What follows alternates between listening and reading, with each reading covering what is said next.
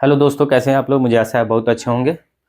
इस वीडियो में हम बात करने वाले स्टोरी टेलिंग के बारे में। स्टोरी टेलिंग के माध्यम से मैं आपको बताऊंगा कि कैसे अंग्रेजी पढ़ते हैं, कैसे उसको प्रोनाउंस करते हैं किसी भी वर्ड्स को, तो वह भी हम सीखेंगे। और साथ साथ इस स्टोरी का मोरल क्या है, इससे बेनिफिशियल क्यों है, या टाइटल के अनुसार the power of hard work, hard work का पावर कैसे काम करता है, हार्डवर्क का पावर कैसे काम करता है, उसको देखने का हम लोग प्रयास करेंगे।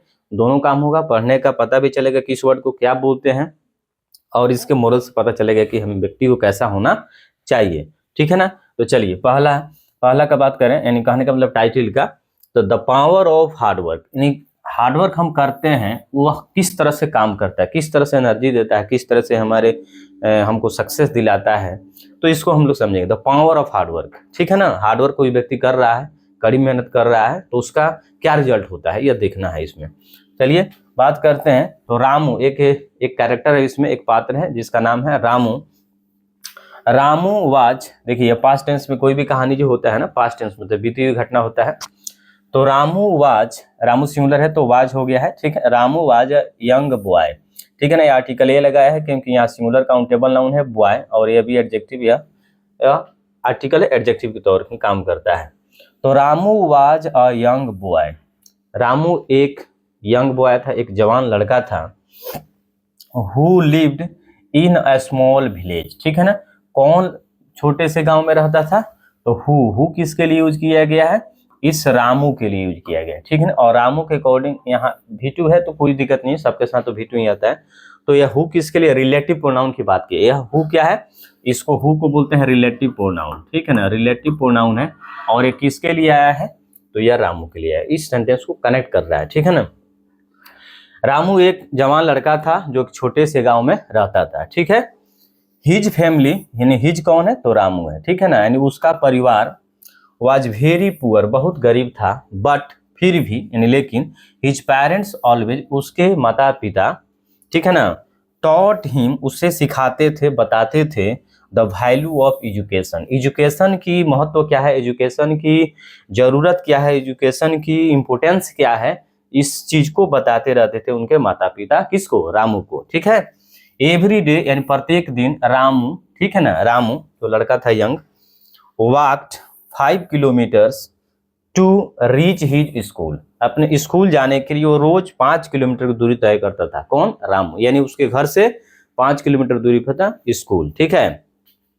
इवन इन रेन, यहाँ तक कि वह 5 किलोमीटर दूरी रोज जाता था स्कूल पढ़ने, यहाँ तक कि वो रेन हो, कोई दिक्कत नहीं, रेन में भी जाता था, बरसात में भी जाता था, और हीट इन गर्मी में भी जाता था।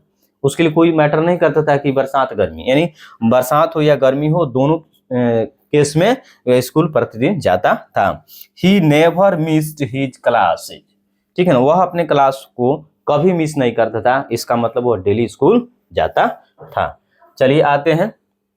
Ramu was not very intelligent at the beginning, यानी शुरू में रामू ज्यादा तेज विद्यार्थी नहीं था, बहुत स्लो माइंडेड था, कम समझदार व्यक्ति था, पढ़ने में उसको कम मन लगता था। ठीक है ना। यानी अच्छा से उसका ग्रोथ नहीं हो पा रहा था।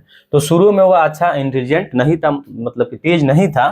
ही ऑफन, वह अक्सर, ऑफन का मतलब अक्सर, scored low marks in exams, यानी परीक्षा में वह हमेशा कम मार्क्स पाता था, इन कम मार्क्स उसको मिलता था, because he is not intelligent, right.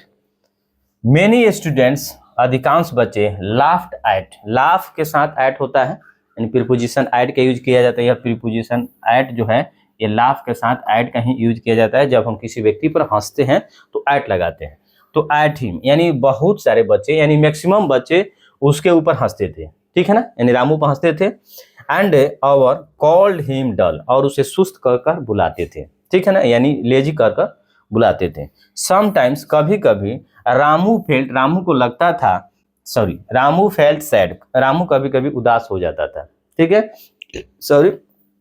लेकिन ही नेवर गेव अप, लेकिन कभी उसने अपने आप को पढ़ने से हटाया नहीं पीछे, अपने आप को त्यागा नहीं, अपने पढ़ाई को छोड़ा नहीं, त्यागा नहीं। ठीक है ना। पढ़ाई से पीछा नहीं छोड़ाया। ठीक है ना। वो पढ़ते रहा, मेहनत करते रहा। ही बिलीव्ड, उसको मालूम था, उसको विश्वास था कि दैट, यहाँ रिलेटिव प्रोनाउन की, हार्ड वर्क, इन कड़ी मेहनत, कुड कुड संभावना दिखाने के लिए, पॉसिबिलिटी दिखाने के लिए, कुड चेंज हिज लाइफ, उसको मालूम था, उसको विश्वास था कि मेरा हार्डवर्क जो मैं कर रहा हूं ना, वह एक दिन क्या करेगा, चेंज हिज लाइफ, मेरे जीवन को चेंज करेगा, ठीक है ना। In hard working can change your life if you work hard, right. चलिए आगे बढ़ते हैं। आफ्टर स्कूल, स्कूल के आने के बाद, यानी स्कूल से आने के बाद, Ramu help his father in the fields, यानी खेत में रामू अपने पिता का मदद करता था स्कूल के आने के बाद। एट नाइट, रात में, एट नाइट के साथ एट आता है, इन नाइट नहीं होता, एट नाइट होता है, ठीक है ना, यहाँ भी प्रीपोजिशन एट होता है, तो इन नाइट नहीं होता, एट नाइट, तो रात में। When everyone slept, जब सब व्यक्ति सो जाता था, सब गांव वाले सो जाते थे, he studied, तब वो पढ़ता था, ठीक है ना। अंडर अ डीम लैम्प, एक छोटे से लैंप में, एक मध्यम से लैंप में, ज्यादा रोशनी नहीं था, फिर भी छोटे से लैंप में, यानी कम रोशनी वाले लैंप के नीचे बैठकर वो पढ़ता था, ठीक है। स्लोली, धीरे धीरे, his teachers notice his improvement, ठीक है ना, धीरे धीरे उसके अंदर, उसके पढ़ाई में इम्प्रूवमेंट आया, और यह चीज उसके टीचर नोटिस कर रहे थे कि जो रामू है धीरे धीरे इसमें ग्रोथ आ रहा है, धीरे धीरे इसमें चेंजिंग आ रहा है। ही बिगैन टू, उन्होंने शुरू कर दिया, अंडरस्टैंड हिज लेसन्स बेटर, अब जो रामू था वह अपने लेसन को अब अच्छा से समझना शुरू कर दिया, क्योंकि इसमें ग्रोथ होना शुरू हो गया अच्छा से, यानी understand his lessons better, and better का मतलब अच्छा से समझना शुरू कर दिया। एंड और स्टार्टेड आंसरिंग, और आंसर देना भी उसने शुरू कर दिया। क्वेश्चंस कॉन्फिडेंटली, यानी क्वेश्चन के आंसर देना कॉन्फिडेंटली, आत्मविश्वास के साथ वह शुरू कर दिया, ठीक है। चलिए आते हैं, उसके बाद ईयर्स पास, कई वर्ष बीत गए, ठीक है। Ramu work harder than ever, यानी इतना मेहनत करता रहा कि शायद उतना मेहनत कोई नहीं करता हो, और वो मेहनत करते रहा। फाइनली, अंततः, यानी अंत में, ही, ठीक है, ही topped his school in the board examination, यानी बोर्ड एग्जाम में वह अपने स्कूल में टॉप किया, ठीक है ना, टॉप किया, यानी वह एकदम प्रथम स्थान लाया, ठीक है ना। हिज पेरेंट्स, उसके माता पिता, वर प्राउड, बहुत खुश हुए थे, ठीक है ना, बहुत खुश हुए।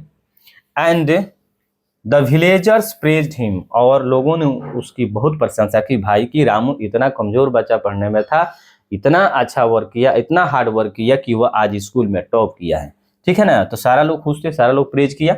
द सेम पीपल, जो लोग द सेम पीपल का मतलब जो लोग हंसते थे इसके ऊपर शुरू में, हु, ठीक है ना, वे laughed at him now respect him, and the same people who laughed at him, यहां तक एक फ्रेज हो गया, the same people who laughed at him, वह व्यक्ति जो उसके ऊपर हंसते थे, वह बच्चे, नाउ अब रेस्पेक्टेड हिम, अब उसे रेस्पेक्ट कर रहे थे, यानी रेस्पेक्ट करने लगे, ठीक है ना।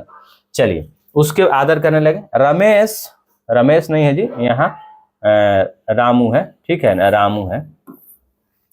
तो रामू ने यह साबित कर दिया दैट कि success doesn't come from talent alone, यानी सक्सेस केवल टैलेंट से ही नहीं आता है, बट फ्रॉम हार्डवर्क, वह हार्डवर्क से भी आता है, एंड डिटर्मिनेशन, यानी दृढ़ निश्चय से भी आता है, ठीक है ना। तो हार्डवर्क करें, दृढ़ निश्चय हो आपके अंदर, तो सक्सेस आएगा। ऐसा नहीं कि टैलेंट होगा तभी सक्सेस आपको मिलेगा, केवल टैलेंट से ही नहीं होता, टैलेंट भी होना चाहिए आपके अंदर, हार्डवर्किंग कैपेसिटी भी होना चाहिए,